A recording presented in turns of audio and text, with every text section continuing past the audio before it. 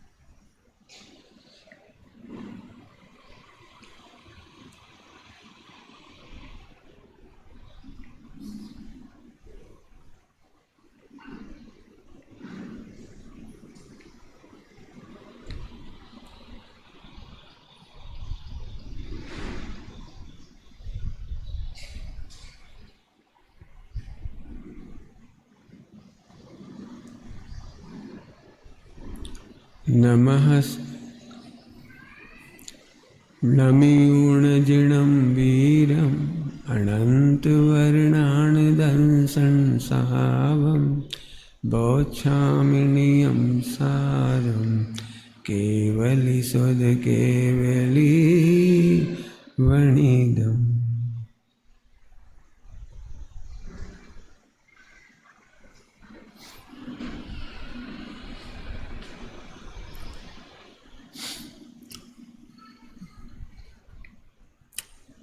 मंगलम भगवान वीरो मंगलम गौतमोमणि मंगलम कुंद कुंदार्यो जैन धर्मस्तुमं। आचार्य कुंकु स्वामी ने नियम सारजी में महावीर भगवान को याद किया। नमियूण जिणम वीरम। मंगलाचरण में हमने गौतम स्वामी को भी याद किया। आचार्य कुंकु स्वामी अपने को तो याद नहीं कर सकते थे, तो हमने इसलिए उनको भी याद किया। अभी बोले ना मंगलाचरण, उनको याद किया। और जैन धर्मोस्तु मंगलम, ये जैन धर्म क्या है? जैन धर्म किताबों का नाम है, ग्रंथों का नाम है, मंदिरों का नाम है, मूर्तियों का नाम है। ये जैन धर्म क्या है? तो इस लाइन का अर्थ करेंगे, प्रधानम सर्वधर्माणाम। क्यों है प्रधानम झेना धर्माणाम? समस्त धर्मों में, बहुत ध्यान से सुनना, समस्त धर्मों में नजर कहाँ होती है और जैन धर्म में नजर कहाँ होती है? अन्य मतों में दर्शन मंदिर पर हो सकती है, मूर्ति पर हो सकती है, क्रियाओं पर हो सकती है, संस्कृति पर हो सकती है, साहित्य पर हो सकती है। सब धर्मों में आखिर इस जैन धर्म की विशेषता क्या होगी? प्रधानम सर्वधर्माणाम, कौन सी प्रधानता होगी? इस बात को वर्तमान यदि हम शासन परंपरा कहें महावीर भगवान की, तो गौतम स्वामी के बाद वो ध्वज केवल केवल केवल केवल आचार्य कुंकु स्वामी के हाथ में दिखाई देती है। प्रधानम सर्वधर्माणाम। क्या है वो? क्या है वो? है क्या?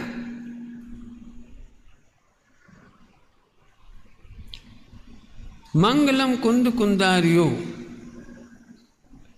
आप कल्पना, मैं तो मैं ही कहूंगा कि नहीं कर सकते, लेकिन कर सकते हो। मनीष जी ने समय सारजी कांटों की डगर, इसमें बहुत उल्लेख किया उनका। आप कल्पना नहीं कर सकते यदि आचार्य कुन-कुन स्वामी नहीं होते तो अन्य मत में और जैन मत में आपको अंतर समझना मुश्किल पड़ जाता है। मंदिरों का नाम, मूर्तियों का नाम, साहित्य का नाम, प्रवचन करने का नाम, क्रियाओं का नाम जैन धर्म नहीं है। तो जैन धर्म क्या है? वो आचार्य कुन-कुन स्वामी के ग्रंथों से पता लगेगा आपको। शाम को तो मैं पूरा आपको दिखाऊंगा बोर्ड पर ही दिखाऊंगा सारा का सारा। अभी तो आपकी कक्षा प्रारंभ कर रहा हूं, परसों पढ़ाया उससे आगे चलूंगा। छोटी सी झलक बताना चाह रहा हूं आचार्य कुन-कुन स्वामी ने क्या किया।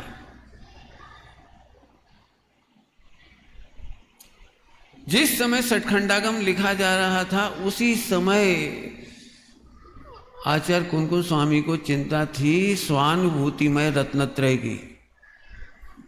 उन्हें इंफॉर्मेशन की चिंता नहीं थी, उन्हें द्वादशांग की चिंता नहीं थी, उन्हें स्वानुभूतिमय जिन शासन की चिंता थी। नियम सारजी परमागम और समय सारजी परमागम। समय सारजी परमागम में क्या बतलाया वो मैं अभी बताने की कोशिश करता हूं आपको, और नियम सारजी में क्या बतलाया वो बताने की कोशिश कर रहा हूं। अन्य आगम उस समय जो लिखे जा रहे थे सठखंडागम वगैरह, उनकी विषय वस्तु क्या थी? वहां संग्रह नय के प्रयोग चल रहे थे। सठखंडागम वगैरह जो ग्रंथ है वो संग्रह नय के विषय है। चरणान्यों के ग्रंथ संग्रह नय के विषय हैं। और समय सारजी अशुद्ध सद्भूत व्यवहार नय से शुद्ध सद्भूत व्यवहार नय तक कैसे जाएं, इस यात्रा का प्रारंभ है। और शुद्ध सद्भूत व्यवहार नय में कैसे आए वो नियम सार बता रहा है। समझ में कुछ नहीं आया होगा? अरे विकारी परिणाम छूट करके शुद्ध परिणाम कैसे हों, निर्मल परिणाम कैसे हों, छायिक परिणाम कैसे हों, आनंद कैसे हो, यही बताना तो शुद्ध सद्भूत है। अशुद्ध सद्भूत से निकल करके, ये तो मैंने थोड़ी टेक्निकल भाषा बोल दी, आम पब्लिक में इतनी टेक्निकल नहीं बोलूंगा, लेकिन विद्वान है तो बता देता हूं लैंग्वेज। जब सारी दुनिया उस बात की चिंता कर रही थी कि हमारे ग्रंथ बने रहें, वो पूर्व और अंग विच्छेद को प्राप्त हो रहे हैं, विस्मरण को प्राप्त हो रहा है, तो सबको चिंता हो रही थी सठखंडागम वगैरह लिखने की, आगम ग्रंथों की। और आचार्य कुन-कुन स्वामी को चिंता थी भाव आगम की, परमागम की, मोक्ष मार्ग की। आप कल्पना नहीं कर सकते। श्रीमद जी ने जो बात कही है उसे मैं यहां पर कह के बताता हूं। समय सारजी परमागम ने ज्ञान की शुष्कता मिटाई, तो नियम सारजी ने क्रियाओं का जड़त्व मिटाया। आप करके देखो रोजाना एक ही पूजा और आनंद करके बताओ। एक ही व्रत, उपवास, नियम, संयम, माला फेरना में आप आनंद करके बताओ मुझे। समय शिखर जी की 1008 बंदना में आनंद करके बताओ मुझे। देहासित आचरण करना मृतक कलेवरवत है। मैं नहीं बोलता हूं, लिखा है ग्रंथों में, मृतक कलेवरवत। रोबोटिक देह की क्रिया जड़त्व है। और नियम सारजी ने हमें आगम पढ़ना सिखाया, आगम पढ़ना सिखाया, संग्रह नय में से अपना माल खोजना सिखाया। पूरा ग्रंथ में जो पढ़ाऊंगा ना वो आज पहले दिन बता रहा हूं आपको। प्रतिक्रमण कैसे करना है वो बताएंगे। परम आवश्यक आवश्यक आवश्यक, जिस पर गुरुदेव का एक प्रवचन हुआ था और सोगानी जी को मिला था आत्मधर्म में। आवश्यक 6 नहीं है, आवश्यक और मैं आश्चर्यचकित हो गए, क्या कह रहे हैं, एक है आवश्यक, हमने तो 6 सुने हैं। आप कल्पना कर सकते हो गुरुदेव श्री का इस प्रवचन को सुनने के बाद क्या क्रांति हुई। बहुत आनंदमय विषय है। जिन लोगों को स्वानुभूति में रंगना हो, उछलता मेरा पौरुष आज, त्वरित टूटेंगे बंधन नार। ऐसी मस्ती की चर्चा इसमें है। अभी मैं आगे का रिजल्ट बता नहीं रहा हूँ, केवल इतना ही बता रहा हूँ। क्रियाओं में से जड़त मिटाना हो तो नियम सार जी पढ़े बिना नहीं मिटा पाओगे, और समय सार जी पढ़े बिना कोई परमा आगम ग्रंथों में से, सठखंडागम आदि में से, धवला जी में से, और जो सिद्धांत ग्रंथ हैं, तत्वार्थ सूत्र में से आनंद निकाल नहीं पाएगा। आपको मालूम होगा हम आचार्य कौन कौन स्वामी क्यों बोले जा रहे हैं, आदि के आचार्य मंगलम कुंद कुंदार्य क्यों बोले जा रहे हैं, इतने आचार्य भी उनका नाम क्यों नहीं आया, आप कल्पना नहीं कर सकते। बाकी सबने यदि देह की रचना की थी बाकी आचार्यों ने, तो समय सार जी ग्रंथ लिखकर, प्रवचन सार जी ग्रंथ लिखकर उन्होंने उसकी प्राण प्रतिष्ठा की, प्राण प्रतिष्ठा, प्राण फूंक दिए।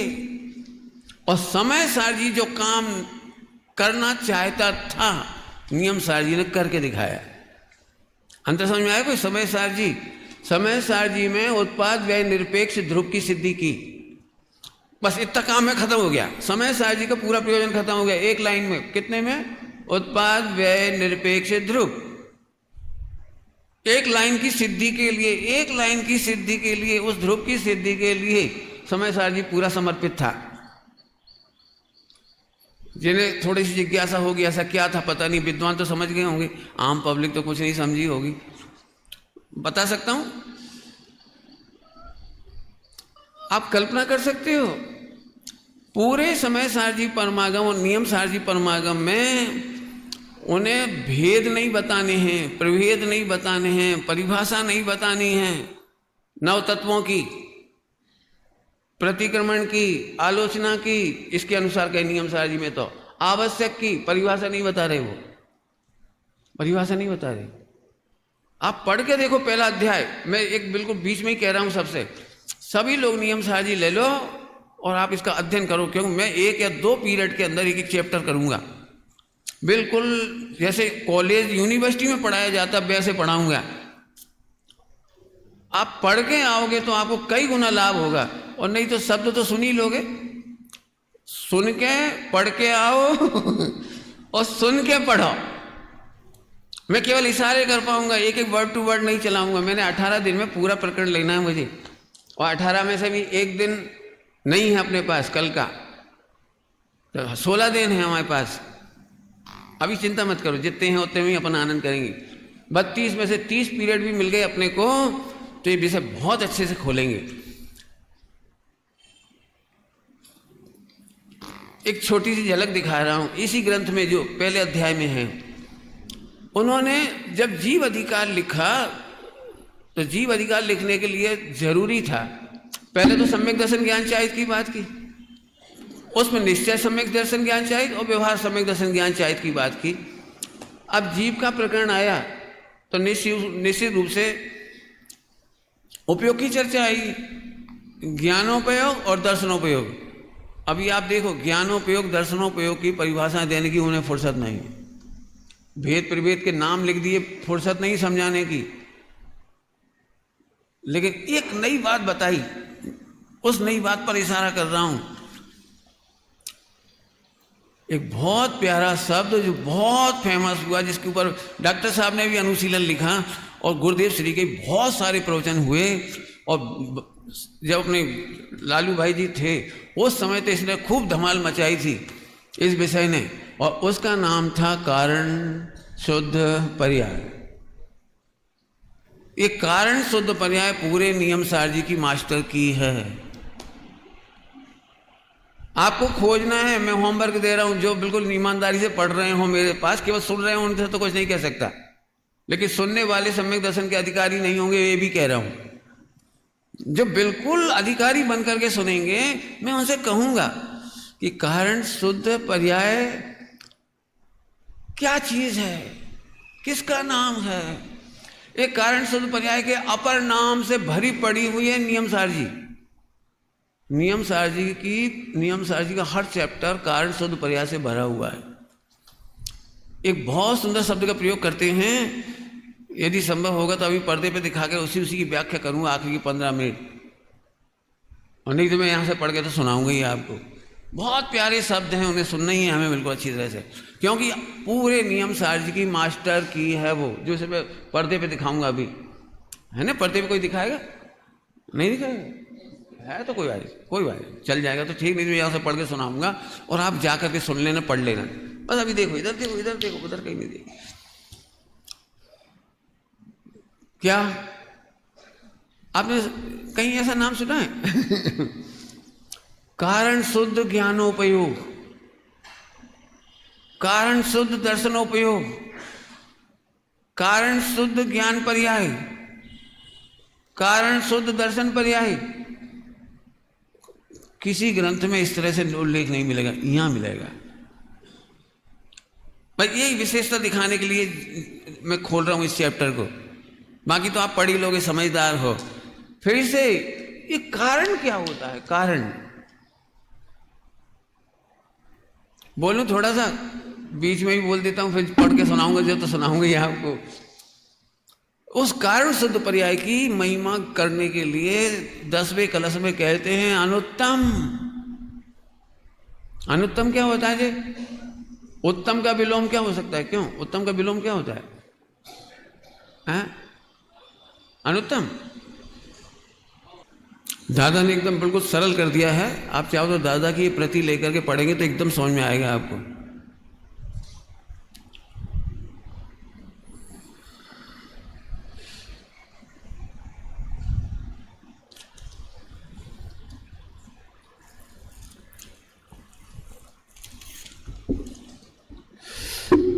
चलिए पाठ करके सुनाता हूं मैं।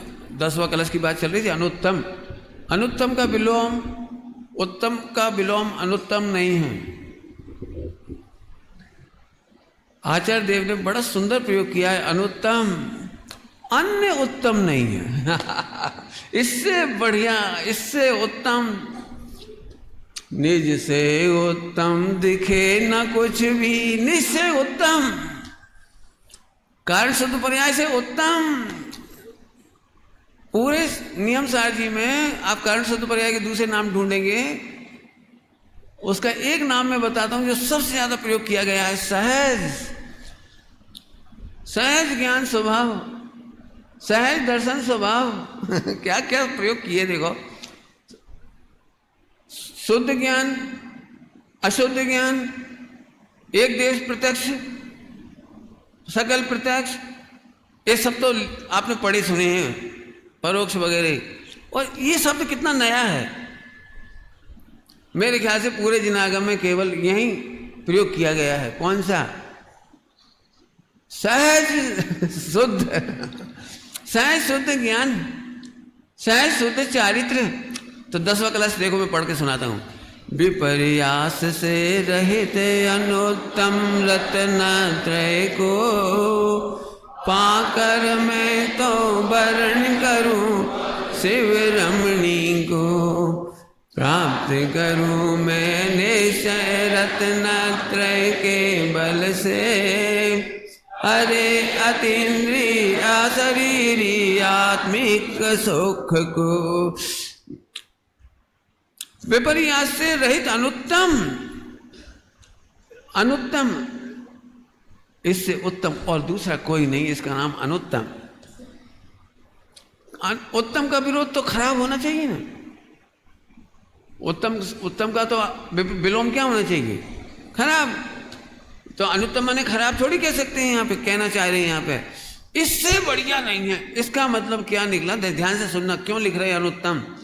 व्यवहार रत्नत्रय को, व्यवहार रत्नत्रय को अनुत्तम कह रहे हैं और इसको उत्तम कह रहे हैं।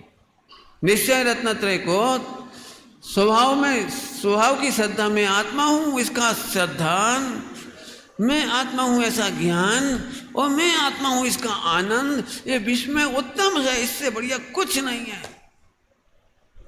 व्यवहार रत्नत्रय को अनुत्तम, रहित, रहित अनुत्तम। क्या कह रहे हैं, गजब। इसकी पूरी चर्चा होगी, इसी टॉपिक को लेकर पूरे आगे की गाथाएं चलेंगी, पूरे अगले चैप्टर चलेंगे। ये इसको ध्यान रखना। इससे बढ़िया कुछ नहीं है। 2 बार कह रहे हैं, इससे बढ़िया अनुत्तम जिस विपर्यास से रहित है। विपर्यास से रहित परसों चलाया था मैंने थोड़ा सा, आपने उसमें पढ़ा है पुरुषार्थ सिद्धि उपाय में, विपर्याय रहित, विपरीत अनध्यवसाय से रहित। यहां क्या कह रहे हैं, व्यवहार रत्नत्रय में तो विपर्यास होता है, हो सकता है, होता है, लेकिन स्वभाव के संवेदन में विपर्यास नहीं होता। ऐसे रत्नत्रय को पाकर मैं तो वर्ण करूंगा। ये सब बढ़िया अच्छी भाषा है शिवरमणी को। अगला कलश दिखाता हूं, देखो आप। सबसे पहले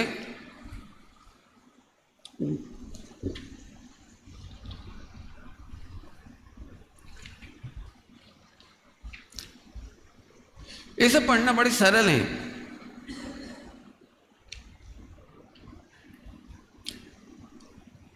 एक देखो कितना गजब है, नहीं कृत उपकारम साधवो विस्मरंती, पेज नंबर है 23।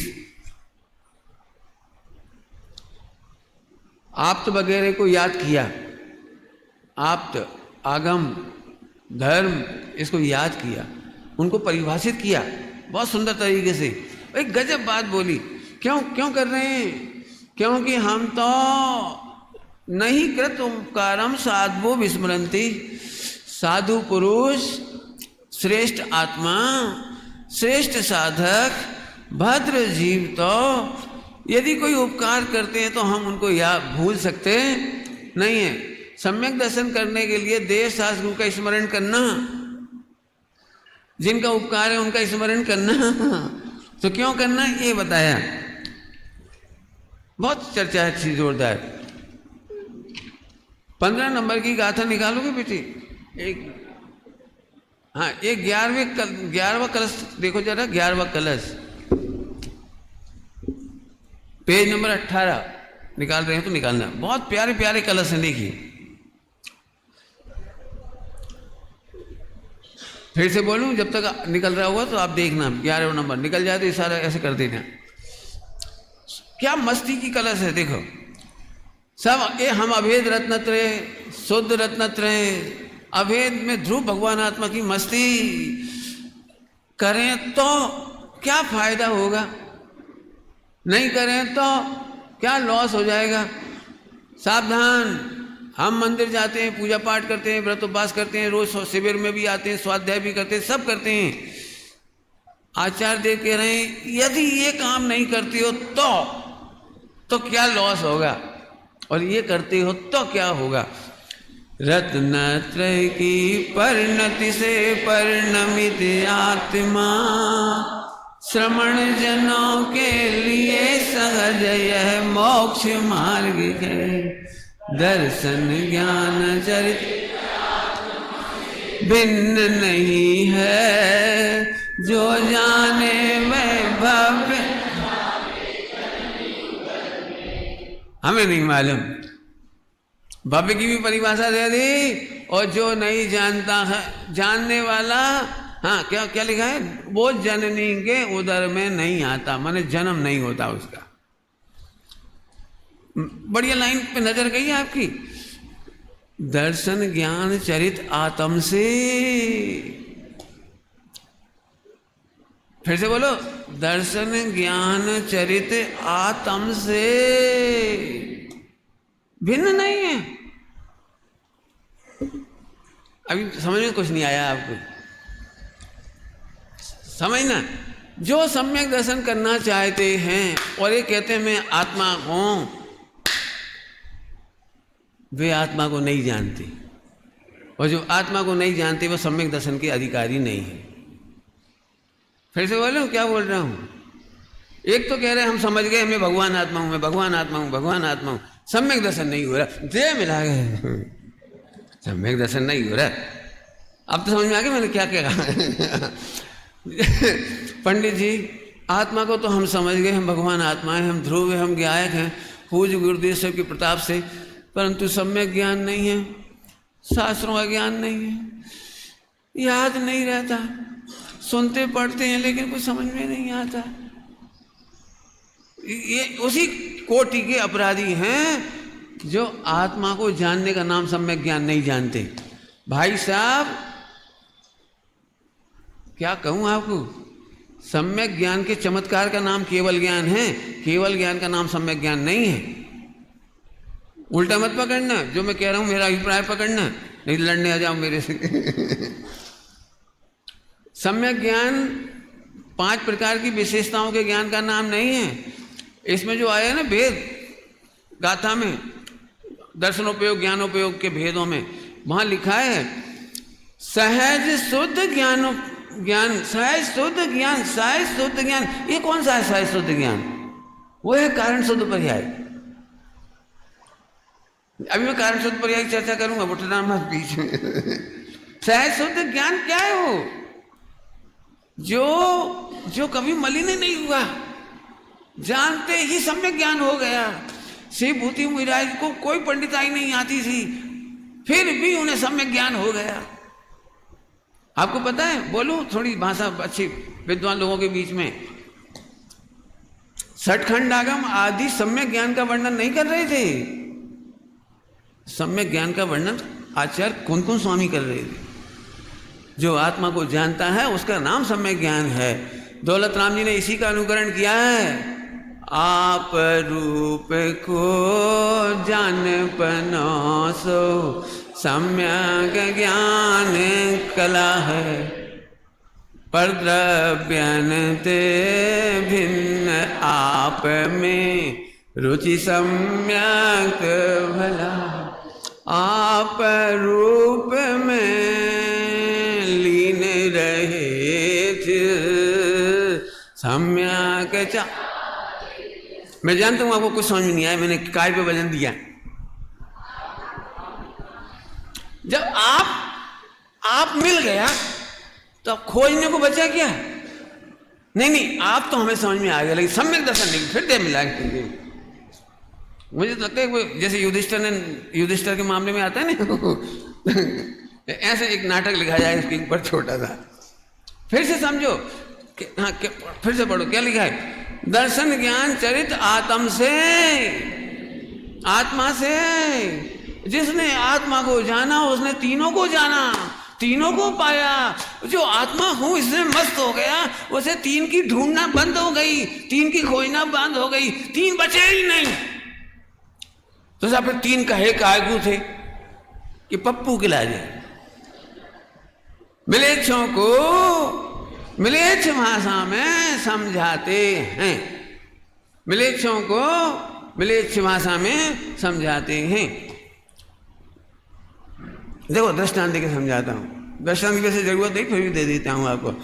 बोलो भाई, एक व्यक्ति को, ध्यान से सुनना, एक व्यक्ति को पिता का दर्जा भी मिलता है, नाम मिलता है, पुत्र का नाम भी मिलता है और मामा का नाम भी मिलता है। तो एक व्यक्ति में क्या बदलता है? कुछ बदलता है? तीन एंगल से तीनों नाम सिद्ध हो जाते कि नहीं हो जाते? व्यक्ति तो एक ही है। ऐसे तीन एंगल से तीन बात बताई है, लेकिन आत्मा तो आहा रत्नत्रय के प्राण तो मैं हूं, मैं हूं, और मैं हूं तो अब रत्नत्रय की जरूरत। अब ये मैं पूरे दिन ही चलाऊंगा अभी तो। मुझे बहुत मेहनत करनी पड़ेगी, क्योंकि अभी भी बहुत लोग मिलते हैं, पंडित जी आप बाल से बारी की चर्चा कर लो ध्रुव भगवान आत्मा की। तद्दन जुदो 6 पर्याय थी, पर्याय इन्हें अर्थोज न थी, सब समझा दोगे आप। ऊपरी तरंता सब कुछ बता देंगे, संवेदन न थी। आत्मा अनुभव में आता नहीं। आत्मा, गुरुदेव श्री ने कहा था, यदि आत्मा अनुभव में नहीं आए तो जीव जड़ हो जाए। अनुभूति स्वरूप भगवान आत्मा आवाल गोपाल बद्धाने अनुभव में आ रहा है, और तुम क्या डिमांड कर रहे हैं? अनुभव नहीं हो रहा है। अनुभव कैसे हो रहा है ये पकड़, अनुभव में आ रहा है भगवान आत्मा, ये आइडेंटिफाई कर। आत्मा का अनुभव करने की जरूरत नहीं है, आत्मा के अनुभव करने की कोशिश मत कर। अब देखो उल्टा उल्टा लग रहा होगा। हम तो सब मुमुक्षु हैं, हम तो सम्यक दर्शन करने के लिए पैदा हुए हैं। ठीक है, पप्पू को ऐसे ही समझाती हैं, लेकिन जब पप्पू बड़ा होता है तो फिर सम्यक दर्शन। गुरुदेव श्री ने कितनी सुंदर भाषा बोली है। सम्यक दर्शन थतु नथी समझाय छे। अब ये हो बिजली चमकने वाली बात। भेद रत्नत्रय के बीच में से अभेद रत्नत्रय की चर्चा कम आती है, वो है बिजली चमकने जैसी बात। 1 घंटा मूसलाधार बरसी लेकिन बिजली चमकी उसमें, समझ गए वो सुई धागा बाबू भाई जी का। बाबू भाई जी बोलते थे सुई धागा लेके तैयार बैठो। अब तो वैसे देख रहे बिजली कहाँ चमकी, और चमक गई तो फिर से ध्यान से सुनो, भेदों के द्वारा समझाते हैं लेकिन परिणति तो अभेद ही होती है। सम्यक दर्शन ज्ञान चाहे 3 नहीं है। 3 नहीं है का मतलब है ऐसे बैठ के सम्यक दर्शन होगा, फिर पढ़ते पढ़ते पढ़ते क्षोभसम बढ़ जाएगा पंडितों जैसा, तब सम्यक ज्ञान होगा, और एक दिन यथाख्यात होगा। अब मर गए बेटा तुम। ये 3 लक्षण के द्वारा तुम्हारी पार ही नहीं मिलेगी। क्यों? इतने सास तुम पढ़ नहीं पाओगे, पंडित जी तुम बन नहीं पाओगे, शैली है होगी नहीं तुम्हारी ख्याति नहीं होगी, और जब तक ख्याति नहीं तो आत्मख्याति नहीं। उल्टा उल्टा रास्ता पकड़ लिया आपने। ओहो 8 साल का बालक, बुद्धेश्वरी कैसे फरमाते थे, 8 साल का छोकरा आत्मा ने ओढ़ की सके, आत्मा का अनुभव कर सके। तो ऐसे यहाँ पे आत्मा, ये लाइन पकड़ना भाई, अंडरलाइन कर रहा हूं इसके लिए, बिजली चमकने जैसी बात है, आत्मा से भिन्न नहीं है। लेकिन पंडित जी हमने तो अणुव्रत लिया ही नहीं। अरे अणुव्रत तो सम्यक चारित्र की फूल हैं, फूल समझते हो। सम्यक चारित्र तो स्वरूपाचरण चारित्र पहले ही हो गया।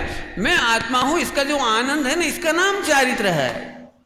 आप रूप में लीन रहे, मस्ती आ रही, उपयोग मग्न हो रहा है, यह चारित्र है।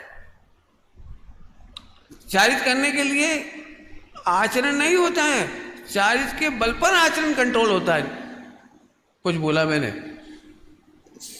चारित्र आचरण के कंट्रोल का नाम चारित्र नहीं है। आनंद होने पर कंट्रोल होता है प्रवृत्ति में, नहीं समझ में आया होगा। आनंद होने पर आनंद होना चारित्र है, और फिर बाहर में जो तुम्हें दिखाई देता है तो भैया कुछ करते ही नहीं है।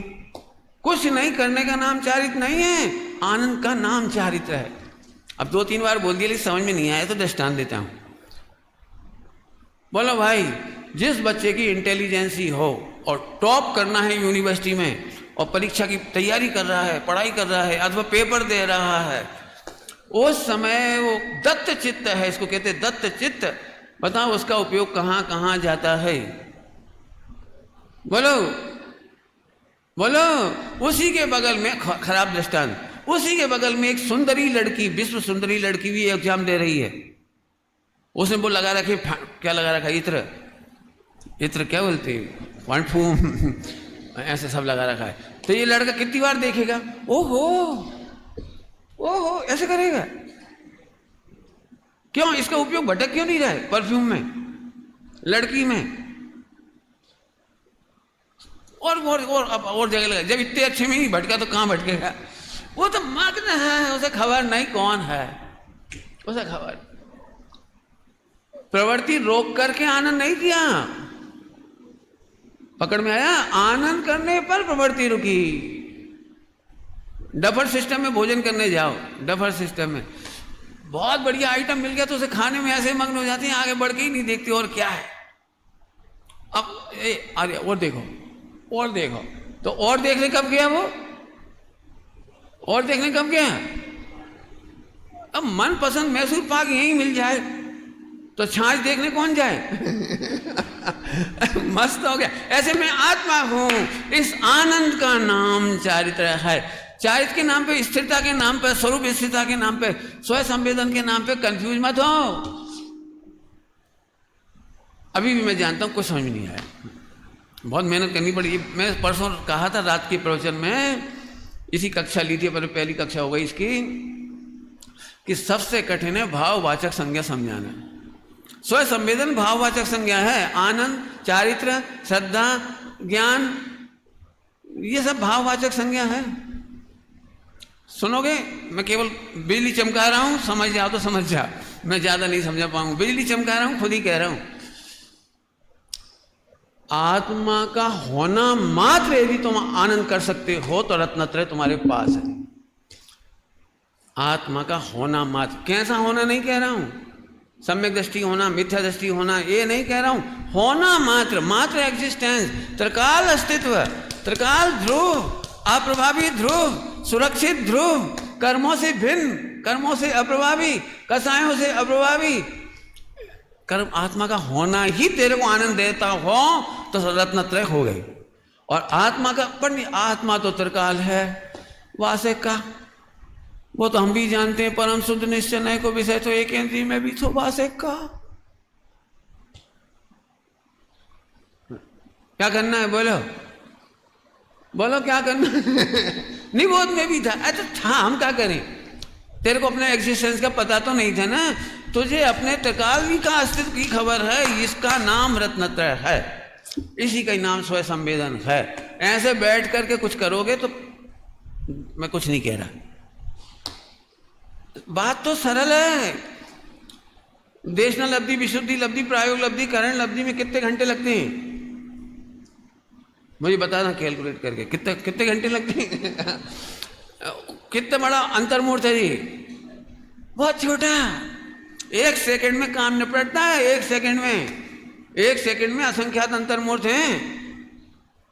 ऐसे नहीं समझना 10-10, 5-5 मिनट वाला अंतर्मूर्त। 70 कोड़ा कोड़ी फट सेकंड में।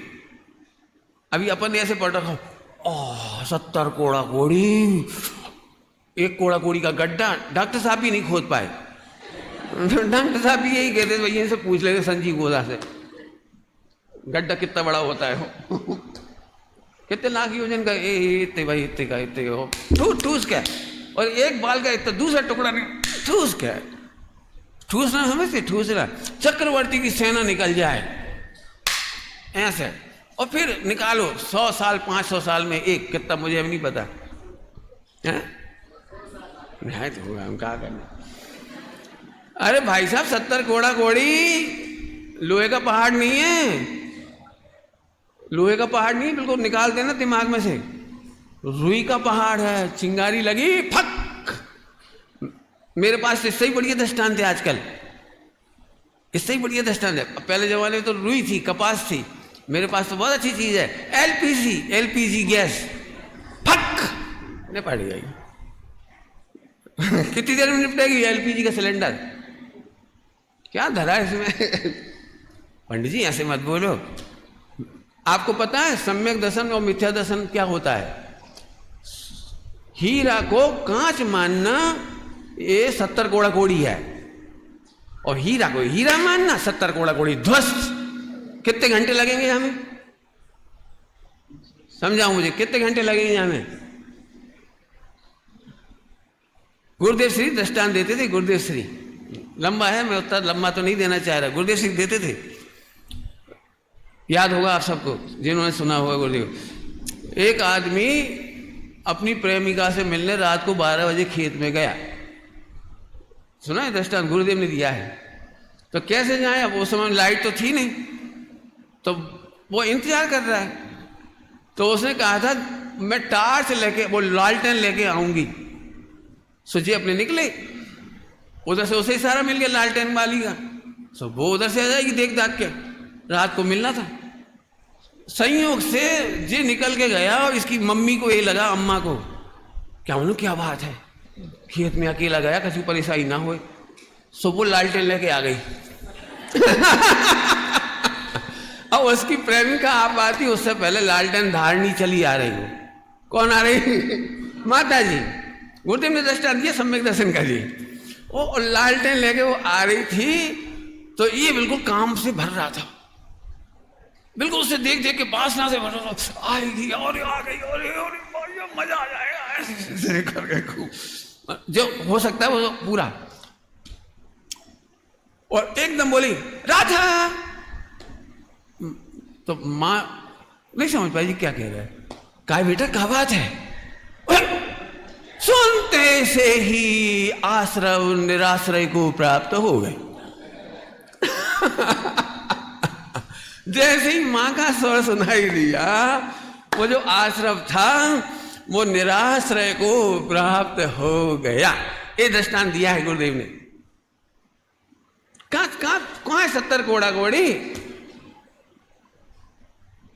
अब फिर से सुन लो, दर्शन मोहिनी का बंद इससे होता है कि आत्मा होवा छतः तू स्वीकार नहीं करता, इससे दर्शन मोहिनी का बंद होता है। और जितना नहीं स्वीकार करता उतनी विराधना होती है। अब 70 कोड़ा कोड़ी अब खिंचेगी गाड़ी। यहां तो एक भी 70 कोड़ा कोड़ी वाला नहीं है, वो आ ही नहीं सकता। अपन में से कोई है ही नहीं। अब तो इतनी सी गैस बची, फुक कहा धरा है, गुरुदेव की भाषा में बोलो, भुक्को उड़ी जाए। क्या बोलते थे? क्या उड़ जाए? भुक्को समझते हो? कर्मों का भुक्का सब नहीं समझते। इतना बड़ा लड्डू बनाओ बूंदी का, बेसन का, किसी का, और फुल पावर से दीवार पे दे मारो, जो होगा उसका, उसी का नाम भुक्को उड़ी जाए। एलपीजी में एक चिंगारी लगा दो, वो लाइटर से भुक्को उड़ी जाए। अरे प्रभु, फिर से सुन, त्रिकाली ध्रुव भगवान आत्मा का अस्तित्व की हयाती जिसे मंजूर है, उसका नाम रत्नत्रय है। इसी का नाम स्वयं संवेदन है। इसी का नाम तुम्हें जो रखना है रखो, हमें नहीं मालूम, तुम्हें जैसे करना है वैसे करो। अई कथमपि व्रतवा। लेकिन बात तो बाबू भाई जी क्या बोलते थे, उनके प्रवचनों में बहुत आती थी एक लाइन, आजे मानो काले मानो हजार भाव बाद मानो मानवतो। यही पड़े। कितनी सुंदर लाइन थी। इस पर गौर करना भैया, मैं इतना ही बोल सकता था इस पर। अगला कलश देख रहे पर जल्दी जल्दी मैं बहुत सारी चीज छोड़ दी, मैंने बता दिया आपको। एक 8वीं गाथा निकालेंगे अपन, बहुत प्यारी गाथा है,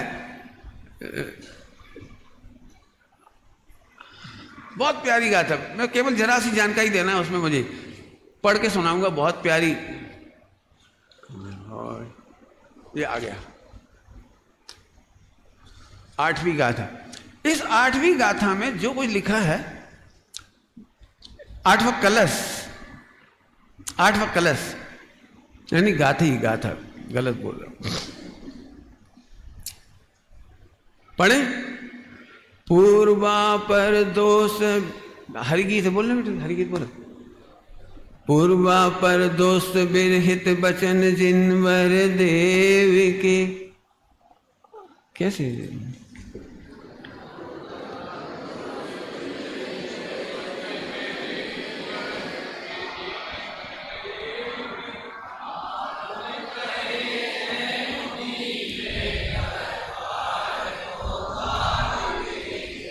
इसका बहुत सुंदर आगम की चर्चा चल रही है इसमें, तो इसके ऊपर एक बहुत प्यारा भजन बनाया है अपने अजित अचल ने, ग्वालियर वालों ने, जो आप गाते हो सबको याद होगा।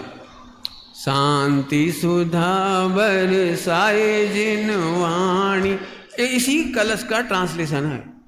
आपको कलश पढ़ना है, पेज नंबर 28 निकालना बेटे स्क्रीन पर। देखिए, भव्य जीवों के द्वारा कर्ण रूपी अंजलि से पीने योग्य अमृत, मुक्ति सुंदरी के मुख का दर्पण। भजन याद आ रहे? भक्ति। मुक्ति बधू के मुख का दर्पण, है ना? आगे देखो, सहज बैराग रूपी महल के शिखर का शिखामणि, जो कभी ना देखे गए मोक्ष मार्ग की पहली सीढ़ी, और काम भोगों से उत्पन्न होने वाले अप्रशस्त राग रूप अंगारों से सीखते हुए राग रूप अंगारों द्वारा। यहां लिखा देखो, महाक्लेश, सभी दीन लोगों के महाक्लेश का नाश करने में समर्थ, सजल मेघ बरसाए जिन। इसमें क्या लिखा है? सजल मेघ अर्थात पानी से भरा हुआ बादल है। कौन? आगम।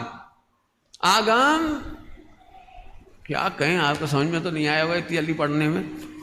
ये जिनवाणी माता के जो प्रवचन होते हैं ना, आपको महाभाग से सुनने मिलता है कि हूं परमात्मा छू, काने पढ़ना दुर्लभ है बापू। जरा उस समय की कल्पना करो, बादल आते तो थे लेकिन बरसते नहीं थे, और पूज्य गुरुदेव श्री के बाद बादल भी थे और बरसे भी। पहले शास्त्र बादल, शास्त्र आगम था, तो पेटियों में बंद, अलमारियों में बंद, लेकिन अब तो वे छा गए। साल भर में मोक्ष मंडल में कितने शिविर लग जाती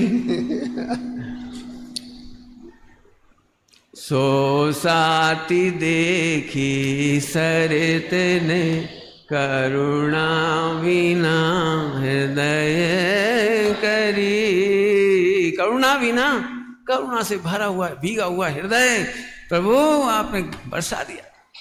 काय पे बरसा दिया? जिस राग रूप अंगारों से तू जल रहा था, कसाय से तू जल रहा था, अप्रशस्त रूप अंगारों से सीखते हुए दीन लोगों को मोह राग देश मिटाने का समर्थ ऐसा बरसात हो गई, जिनवाणी सुनने मिल गई। ये कोई अद्भुत अद्भुत अद्भुत बात है। ये उसको ले ले, ठीक। आगे देखो भैया, अभी समय तो हो रहा है, 1 घंटा लेना चाह रहा हूँ, ले लूँ? बोलो भाई, थोड़ा सा बहुत अच्छा। अब वो मूल मुद्दे की बात पढ़ाना, 15 नंबर की गाथा निकालो बेटे, और इसमें जो एक बहुत अच्छा पॉइंट है वो मुझे खोल के दिखाना है इसमें से।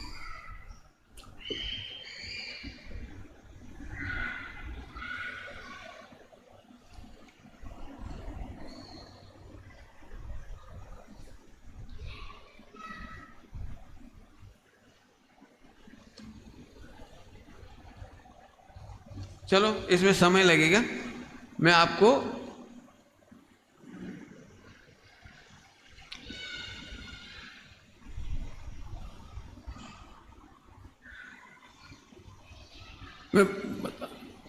पर एक चीज शॉर्ट में समझा के अभी बंद कर रहा हूं, समय हो रहा है, बाद में बताता हूं शाम को आपको। कारण शुद्ध पर्याय क्या है? एक मैंने शुरू में कहा था ना, कारण शुद्ध पर्याय। बोलो भाई, सरल शैली में समझना है कि कठिन? सरल समझाऊं? बहुत ही सरल है। 2 बातें बता करके छुट्टी कर रहा हूं बिल्कुल। कारण शुद्ध पर्याय, इसको जान करके प्रसन्न हो जाओ। गुरुदेव श्री के हवाले से बता रहा हूं, उन्होंने जो जो समझाया उसका सार। कारण शुद्ध पर्याय की श्रद्धा होते ही निर्विकल्प स्वयं संवेदन होता है। निर्विकल्प स्वयं संवेदन होता है। कारण शुद्ध पर्याय का निर्णय होते ही, 2-3 बार इसलिए बोलते हैं कि आपको हाईलाइट हो जाए अर्थ। अब मैं अर्थ कर रहा हूं। शुद्ध पर्याय का कारण, कारण शुद्ध पर्याय माने शुद्ध पर्याय का कारण। शुद्ध पर्याय का कारण त्रिकाल मौजूद है। तू शुद्ध पर्याय की चिंता मत कर, ये निर्विकल्प स्व संवेदन है। मैंने बिल्कुल सरल भाषा में बोल दिया, पकड़ गए हो तो फिर से बोलूं क्या? पर्याय शुद्धता का कारण त्रिकाल मौजूद है आत्मा में। केवल ज्ञान पुद्गल में नहीं होता, जीव में होता है। जीव के ज्ञान गुण में होता है, तो ज्ञान गुण में होता है ना, ये उसका कारण शुद्ध पर्याय है। त्रिकाल हयाती जिसको कहते हैं ना, ज्ञान ज्ञान ज्ञान ज्ञान, त्रिकाल हयाती। प्रश्न खड़ा किया है, फिर पर्याय क्यों कहते हो इसको? क्योंकि भेद को प्राप्त हुआ इसलिए पर्याय कहते हैं। एक समय की पर्याय को पर्याय कहते हैं, और भेद को प्राप्त कर दोगे तो भी पर्याय कहते हैं। फिर से बोलता हूं, कारण शुद्ध पर्याय, शुद्ध पर्याय का कारण सदा तेरे पास है, और जहां कारण होता है वहां कार्य होता है। तू कारण का विश्वास कर, कार्य हो गया। जल्दी जल्दी बोल रहा हूं, क्या करूं बहुत सरल है, एकदम सरल। तुम क्या माने बैठे हो सम्यक दर्शन का कारण? पूछने में तो बहुत टाइम लग जाएगा, मैं ही बता दूं जल्दी जल्दी। जब मैं बैठूंगा तब होगा, इसके लिए मना कर रहे। ये नहीं है बैठूंगा, नहीं नहीं, अभी इतना अच्छा प्रोजेक्ट सुना है ना, तो यहां तो सम्यक दर्शन नहीं हो सकता। ऊपर में भगवान की साक्षी में अकेले में बैठ जाऊंगा, कोई नहीं होगा, और एकाग्रता से उपयोग को ले ही जाऊंगा। आज जो काम कभी नहीं किया आज कर ही लूंगा। कर्तव्य में से नहीं होता, क्रिया में से नहीं होता, पठन में से नहीं होता, पाठन में से नहीं होता, तीर्थ यात्रा में से नहीं होता। पूरा का पूरा 70 कोड़ा कोड़ी गिरा दिया। जो है वो 70 कोड़ा कोड़ी, 70 कोड़ा कोड़ी समझते हो?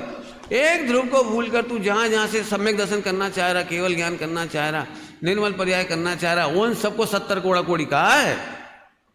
एक को भूल करके 70 कोड़ा कोड़ी, इसको जानते सही 70 कोड़ा कोड़ी ध्वस्त।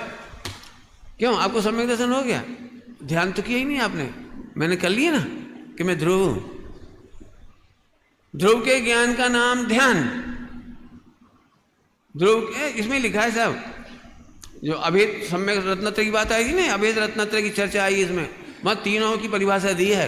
इस एक का ही अभेद का विश्वास, ध्रुव का विश्वास, ध्रुव का ज्ञान और ध्रुव की लीनता। लीनता माने आनंद। अनुष्ठान शब्द लिखा है, अनुष्ठान। अनुष्ठान क्या होता है? ये सोचना क्या होता है? जिसका अनुसरण करके ठान लो कि मैं ध्रुव हूं। ठान अनुसरण करके ठान ले, इसका नाम अनुष्ठान। क्रियाकांड का नाम अनुष्ठान थोड़ी है। लगा लेना, मैं जल्दी जल्दी पढ़ा रहा हूं। मेरी चर्चा पूरी हो गई कारण शब्द पर्याय की। अब क्या फायदा हो गया? ओहो, पराश्रित कमियां हो सकती हैं। उपयोग की चर्चा पढ़ना, स्वाश्रित शब्द आएगा वहां, स्वाश्रित। पराश्रित नहीं आया, असहाय आया है। ये क्या है असहाय और पराश्रित? रहित, पराश्रय रहित। पढ़ना, मैं पढ़ने के लिए कह रहा हूं फिलहाल तो। तो ये कैसा हो गया? कारण शुद्ध पर्याय माने शुद्ध पर्याय का कारण सदा मेरे में है। अब मेरा उपयोग कहीं नहीं भटक रहा, तो निर्विकल्प स्वयं संवेदन हो गया। विचार करना। ओम नमः शिवाय।